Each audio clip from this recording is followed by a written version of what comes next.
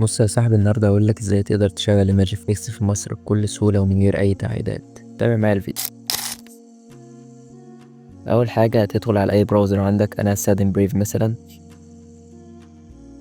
بعدين هتسيرش على ايماجي فيكس.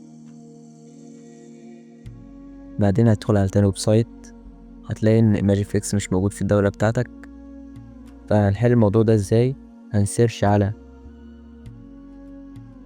هنسيرش على زين ميتا في بي ان. ندخل على التاني ويب سايت، هنعمل اضافه الى كروم. بعدين add extension. بعدين هتلاقي حمل معاك بالطريقة دي، نعمل له بن. وبعدين هندخل على الاكستنشن، نعمل كلوز، نغير السيرفر لسنغافورة. بعدين هتلاقي اشتغل معاك تلقائي بالطريقة دي.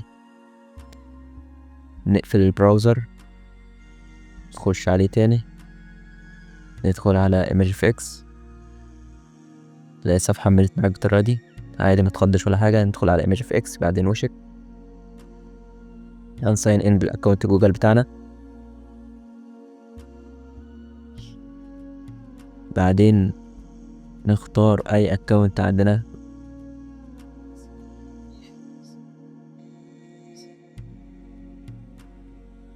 هتلاقي معاك دخل بالطريقة دي.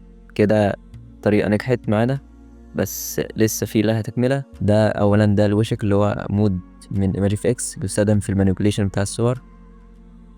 هنضغط نكليك على مكتبتي. بعدين هتلاقي حمل معاك بالطريقة دي. نكليك تاني على مكتبتي فوق على الشمال، هنضغط على ImageFX. بكده تكون الطريقة نجحت وImageFX فتح معاك، وتقدر تعمل جنريت لأي صورة. احنا مثلا هنعمل ضربة حظ، ده نزل لنا أي برومبت عشوائي، والصور هتلود بالطريقة دي، بيعمل لها دلوقتي جنريت. استنى شوية لغاية ما تحمل، والنتائج بتطلع يعني جامدة بشكل مش طبيعي. هتستنى شوية.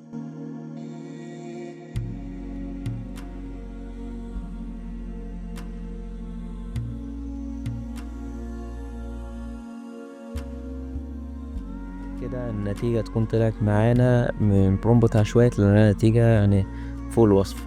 تقدر تستخدم الصور دي لو انت جرافيك ديزاينر، تقدر تستخدمها في تصاميمك. لو انت فيديو اديتور تقدر تدخلها في فيديوهاتك. ومش كده وبس، لا، بوشكاش محفوظ بيضحي النهارده. ونتائج قوية وتوفر عليك وقت كتير. ودي بعض النتائج.